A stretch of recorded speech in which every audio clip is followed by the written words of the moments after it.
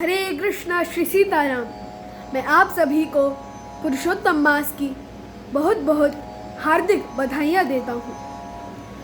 अभी कल से पुरुषोत्तम मास प्रारंभ हुआ है और पुरुषोत्तम मास के उपलक्ष्य में मैं कृष्णदास आप सभी को यह समाचार देना चाहता हूँ कि पुरुषोत्तम मास के उपलक्ष्य में 19 सितंबर 2020 से श्रीमद् भागवत कथा प्रारंभ की जा रही है। कहाँ पे? ऑनलाइन। हम प्रतिदिन श्रीमद् भागवत की कथा श्रवण करेंगे, क्योंकि पुरुषोत्तम मास में कोई भी धार्मिक कार्य करने का बहुत हजारों गुना होके फल हमें प्राप्त होता है। इसलिए हम भागवत की कथा प्रारंभ करेंगे। अब ये पुरुषोत्तम मास की महिमा क्या है? पुरुषोत्तम मास में कठोर नियम क्यों पालन किए जाते हैं और पुरुषोत्तम मास का यदि हम पालन नहीं करते हैं तो उससे क्या होगा, और यदि हम करते हैं तो उससे क्या होगा, ये सब बातें हम इस वीडियो में जानेंगे। और हमें क्या क्या करना चाहिए इस पुरुषोत्तम मास में। सबसे पहले हम समझेंगे कि पुरुषोत्तम मास कहाँ से प्रकट हुआ, इसके साइंटिफिक और आध्यात्मिक रीज़न क्या है। साइंटिफिक रीज़न तो ये है कि जो सूर्य है और चंद्रमा है, इनकी गति में थोड़ा सा डिफरेंस है। जो चंद्रमा है उनकी गति थोड़ी स्लो है सूर्य की अपेक्षा। जो सूर्य है वो थोड़े तेज चलते हैं। अब एक वर्ष में लगभग 10 दिन पीछे चलते हैं चंद्रमा, और यदि 3 सालों का माना जाए तो एक महीना पूरा हो जाता है। 29 डेज, 29 दिन। 29 दिन का जब गैप आ जाता है तो वो जो महीना रहता है वो जो भी महीनों का सीक्वेंस है उसके बीच में आ जाता है। ये पुरुषोत्तम मास कहाँ से प्रकट हुआ और ये कहाँ से आया और ये किस लिए है? भगवान ने इस मास का निर्माण 2 कारणों से किया। एक तो हिरण्यकशिपु ने वरदान मांगा था कि मैं आप ब्रह्मा जी के द्वारा बनाए किसी भी महीने में ना मरूं, तो भगवान ने 13वां महीना पुरुषोत्तम मास निकाला। एक ये रीज़न है। और भगवान ने सोचा कि कलयुग के जीव हैं और ये जो जीव हैं इनके पास इतना समय नहीं है इन लोग की दृष्टि में। वैसे तो इनके पास बहुत समय है, सिनेमा में जाके मूवी देख लेंगे तब इनका टाइम वेस्ट नहीं होगा, और यदि कोई धार्मिक कृत्य होगा उसमें बहुत समय जाता है।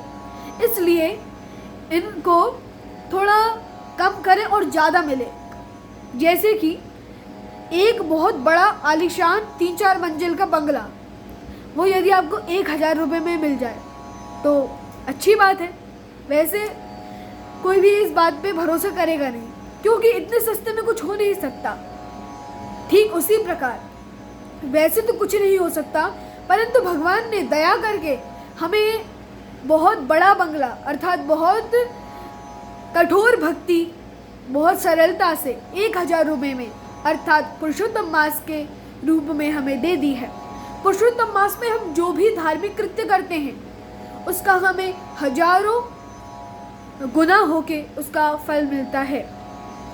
और ठीक उसी प्रकार यदि हम पाप करेंगे तो पाप भी हमें उतना ही लगेगा। इसलिए हमें बड़ी कठोरता से और बड़े संभल के ये जो पुरुषोत्तम मास है इसका पालन करना चाहिए। अब ये पुरुषोत्तम मास ठीक है, पर जैसे कि गंगा एक रिवर, एक नदी के रूप में भी है और एक देवी भी है। ठीक उसी प्रकार वृंदा, तुलसी एक पौधे के रूप में भी है और एक देवी के रूप में भी है। वैसे ही जो पुरुषोत्तम मास की देवी है वो एक देवी के रूप में है और एक मास के रूप में है।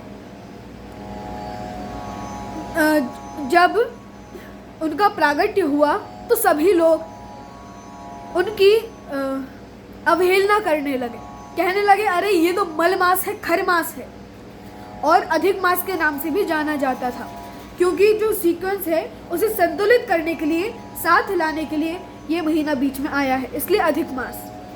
तो ये तो मलमास है, यहाँ तक कह दिया। अब उन्हें बड़ा कष्ट होता था कि सब मुझे ऐसे कहते हैं।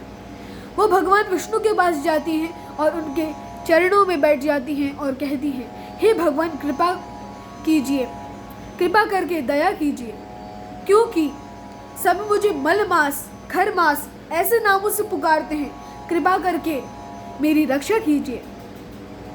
तब भगवान विष्णु उठाते हैं और कहते हैं, मैं तुम्हारी पीड़ा समझ रहा हूँ, मैं तुम्हें ऐसी जगह ले जाता हूँ जहाँ तुम्हारी समस्या का हल बड़ी सरलता से हो जाएगा। और वो अपने साथ पुरुषोत्तम मास की देवी को ले जाते हैं।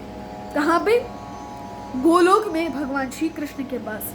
वैसे विष्णु और कृष्ण में वैसे तो कोई भेद नहीं है, परंतु तब भी लीला में विष्णु जी उन्हें भगवान श्री कृष्ण के पास ले जाते हैं गोलोक धाम में। जैसे ही पुरुषोत्तम मास की देवी ने देखा गोलोक का इतना रोशनी है, इतना प्रकाश है, वो उसे सह नहीं पा रही थी। तो उन्होंने कहा कि मैं लौट भी नहीं सकती और जा भी नहीं सकती, तो क्या करूं? वो भगवान विष्णु के पीछे आके छिप गई। भगवान विष्णु आगे जा रहे हैं, उनके पीछे पीछे पुरुषोत्तम मास की देवी जा रही है। अब यहाँ पे भगवान विष्णु आते हैं और उनकी पूरी पीड़ा बताते हैं कि जो पुरुषोत्तम मास की देवी हैं, अर्थात अधिक मास की जो देवी हैं, उन्हें सब मलमास, खरमास इन नामों से पुकार रहे हैं, इसलिए कृपा करके आप इनकी रक्षा कीजिए। तब भगवान श्री कृष्ण ने कहा, अच्छा, और वो दिव्य चक्षु दे देते हैं किसको? पुरुषोत्तम मास की देवी को। जैसे कि भगवान ने जब भगवत गीता सुना रहे थे, तब भी जब अपना विराट शरीर दिखाया था तो उसके लिए अर्जुन को दिव्य चक्षु दिए, जिससे वो भगवान का उस रूप को देख पा रहे थे। अब यहाँ पे पुरुषोत्तम मास की देवी को भी दिव्य चक्षु दिए, जिससे वो भगवान को और जो गोलोक धाम का बहुत प्रकाश था उसको सहन कर पा रही थी। अब भगवान कृष्ण कहते हैं, मैं तुमसे विवाह करता हूँ, और जब भी किसी कन्या का किसी पुरुष से विवाह होता है, किसी स्त्री का किसी पुरुष से विवाह होता है, तो पति का नाम, पति की संपत्ति आदि सब कुछ उसका भी हो जाता है। ठीक उसी प्रकार जो पुरुषोत्तम मास की देवी हैं, उनका भी जब भगवान से विवाह हुआ तो भगवान ने अपना नाम दे दिया पुरुषोत्तम मास। अधिक मास, मल मास, खर मास से उनका नाम हो गया पुरुषोत्तम मास। पुरुषों में उत्तम भगवान का ही एक नाम है पुरुषोत्तम। तो भगवान अपना नाम देके कहते हैं पुरुषोत्तम मास। और जैसे कि सभी महीनों में, सभी मासों में सबसे पवित्र मास, सबसे पवित्र महीना कार्तिक है। अब भगवान कहते हैं कि जो कार्तिक है उसमें 1000 कार्तिक यदि कोई व्रत रखेगा और एक पुरुषोत्तम मास का व्रत रख लेगा तो वो बराबर है। कुछ शास्त्रों में ऐसा लिखा है कि 27 कार्तिक के बराबर ये पुरुषोत्तम मास है, कहीं लिखा है 100 कार्तिक के बराबर एक पुरुषोत्तम मास है, और कहीं पे ये लिखा है कि 1000 पुरुषोत्तम, 1000 कार्तिक के बराबर एक पुरुषोत्तम मास है। तो ऐसा शास्त्रों में वर्णन आता है। तो हजारों गुना हो के हमें फल मिलता है। अब इसमें क्या क्या हम इससे लाभ उठा सकते हैं? ऐसा वर्णन आता है कि यदि हम इस मास में एक बार एक नदी में स्नान करते हैं तो हमें 12,000 बार स्नान करने का पुण्य प्राप्त होता है। वाल्मीकि जी कहते हैं कि यदि कोई पुरुषोत्तम मास में व्रत रखता है तो उसे 100 अश्वमेध यज्ञ के बराबर पुण्य फल प्राप्त होता है। एक अश्वमेध यज्ञ में ही कितना फल प्राप्त होता है? तो 100 इकट्ठे एक बार में।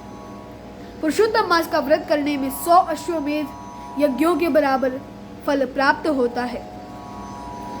और इसमें दान की बहुत महिमा है।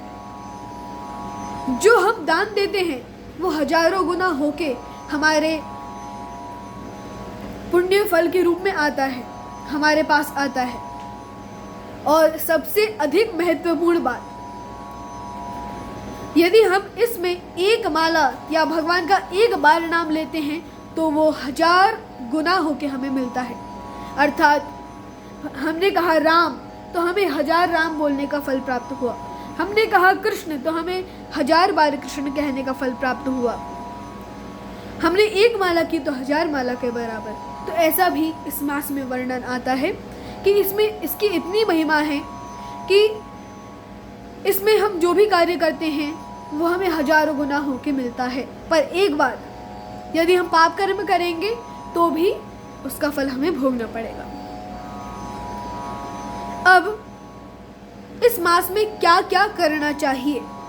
4 चीज़ों का सबसे अधिक ध्यान देना चाहिए कि धोखे से भी, ये जो 4 बात हैं ये तो वैसे हमेशा ही सदैव ही हमारे जीवन में लागू होती है, परंतु यहाँ पे इस मास में तो बिल्कुल नहीं होना चाहिए। कौन कौन सी? वैष्णव अपराध, न तन से, न मन से, न वचन से, किसी भी प्रकार से वैष्णवों की अवहेलना या वैष्णव अपराध नहीं होना चाहिए। दूसरा, और क्या नहीं होना चाहिए? इस मास में धोखे से भी हमें हरिनाम जप नहीं छोड़ना चाहिए कि आज नहीं कर रहे, हमें पूरे ध्यान पूर्वक भगवान का नाम लेना चाहिए। और कलयुग में सर्वश्रेष्ठ नाम बताया गया है, हरे कृष्ण कृष्ण कृष्ण हरे हरे, हरे राम राम राम हरे हरे, इति षोडशकं नाम कलिकल्मषस्य नाशने नादः परतरोपाय सर्ववेदेषु दृश्यते। ब्रह्मा जी कहते हैं ये जो हरे राम महामंत्र या हरे कृष्ण महामंत्र है ये कलयुग के सभी कल्मशों को नष्ट करने वाला है। अब इस मास में धोखे से भी ऐसा नहीं होना चाहिए कि हमसे किसी दिन हरिनाम नहीं हुआ, कभी भी वैष्णवापराध नहीं होना चाहिए, हरिनाम नित्य निरंतर करना चाहिए, भगवान को दिया दिखाना चाहिए जैसा कि हम कार्तिक में करते हैं, भगवान को दिया समर्पित करना चाहिए घी का। और इसमें दान की बड़ी महिमा है, इसलिए यथा संभव और यथा श्रद्धा यथा इच्छा हमें दान देना चाहिए। तो ऐसा भी इस मास के लिए बताया गया है।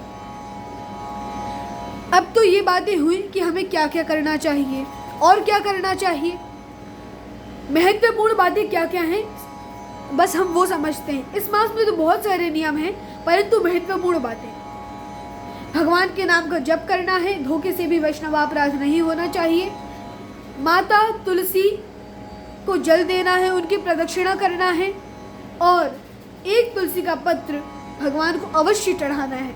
उसमें तो हमारा कुछ नहीं जा रहा, एक से अधिक भी चढ़ा सकते हैं। तो तुलसी पत्र चढ़ाना है और इसका कठोरता पूर्वक पालन करना है, जैसा हमसे हो सके भगवान को दिया समर्पित करना है और यथोचित यथासंभव दान देना है। और सबसे महत्वपूर्ण बात, श्रीमद् भगवद गीता के 15वें अध्याय का प्रतिदिन पाठ करना है, अर्थ सहित समझते हुए और अपने जीवन में उतारते हुए। और जगन्नाथ अष्टकम का भगवान को प्रसन्न करने के लिए प्रतिदिन पाठ करना चाहिए पुरुषोत्तम मास में।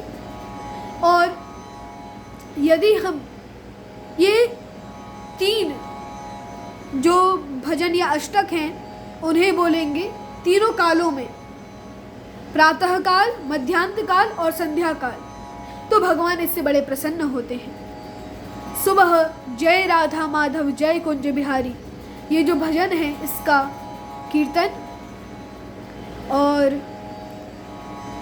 मध्यांत काल में नंद नंदनाष्टकम, और सायंकाल में, संध्या काल में भगवान को ब्रह्म संहिता सुनानी चाहिए। तो ये 3 कार्य भी, जो 3 स्तुतियाँ हैं, हमें भगवान को प्रतिदिन सुनानी चाहिए। इस मास में भगवान को चौराष्टकम भी सुनाना चाहिए। और हमें भगवान की जो भी ग्रंथ हैं, श्रीमद् भागवतम, श्रीमद् भगवद गीता, मुख्यतः ये 2 ग्रंथों का तो पाठ करना ही चाहिए। और इसलिए हम श्रीमद् भागवत की जो कथा है, पुरुषोत्तम मास के उपलक्ष्य में श्रीमद् भागवत की कथा कर रहे हैं। तो आज 19 सितंबर 2020 से कथा प्रारंभ होगी। और इस मास में हमें 3-4 चीज़ हैं, उन्हें अच्छे से ध्यान रखना है। वो सब हम बता चुके हैं। अब यहाँ तक हुआ कि हमें कैसे करना चाहिए। अब कोई नहीं करे तो क्या होगा? अभी तक तो हम सारी पॉजिटिव चीज़ देख रहे थे, पर यदि हम नहीं करेंगे तो हमें क्या होगा? तो उससे क्या पाप लगेगा? यदि हम नहीं करते हैं तो उससे क्या पाप लगेगा? इसका एक उदाहरण द्रौपदी जी के जीवन में भी है। अब ये जो द्रौपदी जी की जो हम कथा सुना रहे हैं, इसमें आ जाएगा कि यदि हम पुरुषोत्तम मास का कठोरतापूर्वक व यथोचित यथासंभव नियमों का पालन नहीं करते हैं तो उससे हमें कौन कौन से पाप और कैसे कैसे भोगना पड़ेंगे। ऐसा वर्णन आता है कि जो द्रौपदी है वो पूर्व जन्म में एक ऋषि कन्या थी, और वो जिन ऋषि की पुत्री थी उन ऋषि का नाम था मेधावी ऋषि। मेधावी ऋषि की पुत्री थी वो, और उन्होंने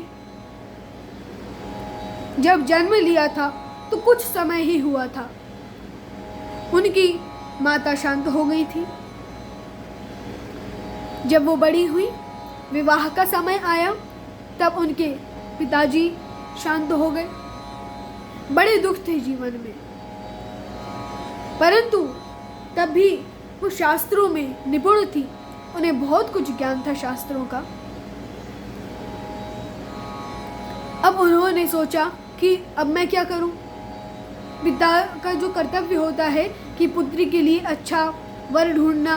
पिताजी भी चले गए, माताजी भी चले गई, मेरी जितनी भी सखी हैं उन सभी का विवाह हो गया। अब वो चिंता में डूबी थी। उसी समय दुर्वासा मुनि आते हैं। दुर्वासा मुनि मेधावी ऋषि के मित्र थे। तो वो कहते हैं, तुम्हें क्या चिंता है? उन्होंने अपनी पूरी बात बताई कि पिताजी भी चले गए, माताजी भी चले गई, मेरा विवाह भी नहीं हुआ है, और एक कन्या का समय पे विवाह हो जाना चाहिए, इसलिए मैं क्या करूं? तब दुर्वासा मुनि कहते हैं, इतनी सी बात, कुछ दिनों बाद अभी पुरुषोत्तम मास आने वाला है, तुम उसमें कठोरतापूर्वक नियम से पुरुषोत्तम मास का पालन करना। तो जो मेधावी ऋषि की पुत्री थी, अर्थात द्रौपदी पूर्व जन्म में मेधावी ऋषि की पुत्री थी, वो कहती हैं हंसते हुए, अरे वो मलमास, उसकी महिमा तो कौन नहीं जानता। मलमास की महिमा तो सब जानते हैं, उसमें कोई शुभ कार्य नहीं होता, उसमें कोई धार्मिक कार्य नहीं होता, और हजारों अपशब्द कह डाले।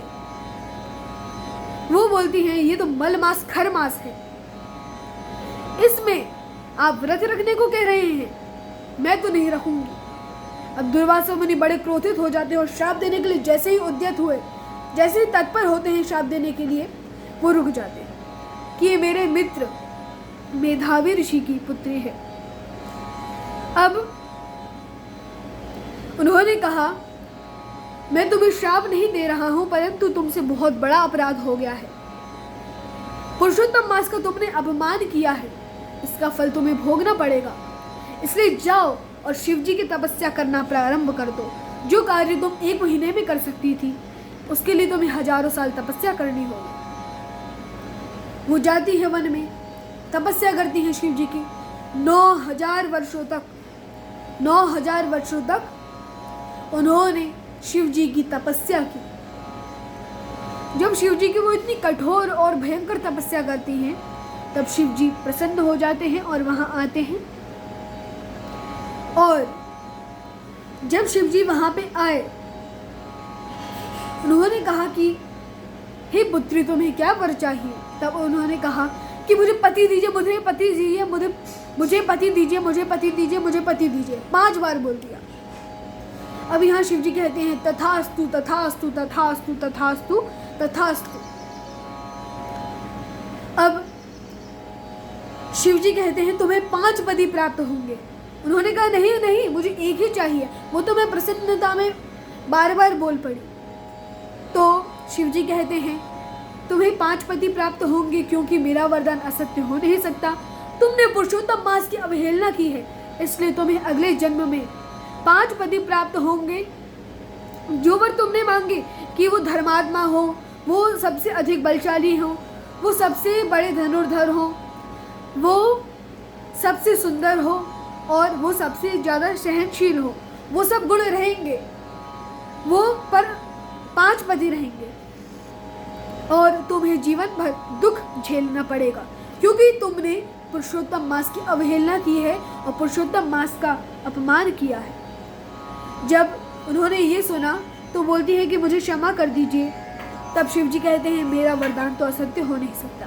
वो ही अगले जीवन में याज्ञसेनी अर्थात द्रौपद के यहाँ जन्म लेती हैं और उनका नाम हुआ द्रौपदी। ये जो कथा है ये भगवान श्री कृष्ण ने पांडवों को और द्रौपदी को सुनाई, क्योंकि जो पांडव थे उन्होंने भगवान से वृंदावन में 12 वन है, उनमें से एक काम्य वन, वहां पे जब वनवास में थे पांडव, उन्होंने यह प्रश्न पूछा कि हम इतने धक्के खा रहे हैं, हम इतना दुख भोग रहे हैं, उसका क्या, हमने ऐसा क्या किया है जो जिसके फलस्वरूप हमें ये सब झेलना पड़ रहा है। तब भगवान ने कहा कि तुम्हारी पत्नी अर्थात द्रौपदी से पूर्व जन्म में ये अपराध हुए थे, इसलिए उसे उसका चिरहरण हुआ और उसे इतने अपमान झेलने पड़ रहे हैं। वो तो अच्छा हुआ उसने मुझे पुकार लिया, जिससे उसकी रक्षा हो गई, नहीं तो उसने जो पुरुषोत्तम मास की अवहेलना की थी उसका फल उसे प्राप्त होता। अब भगवान श्री कृष्ण कहते हैं हाँ, इसका निवारण भी है। क्या निवारण है?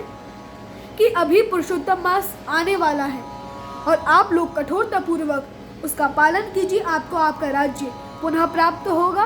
और उसी उन्होंने ऐसा ही करते हैं और उस पुरुषोत्तम मास के व्रत के फल स्वरूप वो युद्ध में विजयी रहते हैं और उन्हें अपना राज्य पुनः प्राप्त होता है। यही कह के मैं अपनी वाणी को विराम दूंगा। और पुरुषोत्तम मास की बड़ी महिमा है, इसलिए हम आज से अर्थात 19 सितंबर 2020 से श्रीमद् भागवत कथा प्रारंभ कर रहे हैं। हरे कृष्ण।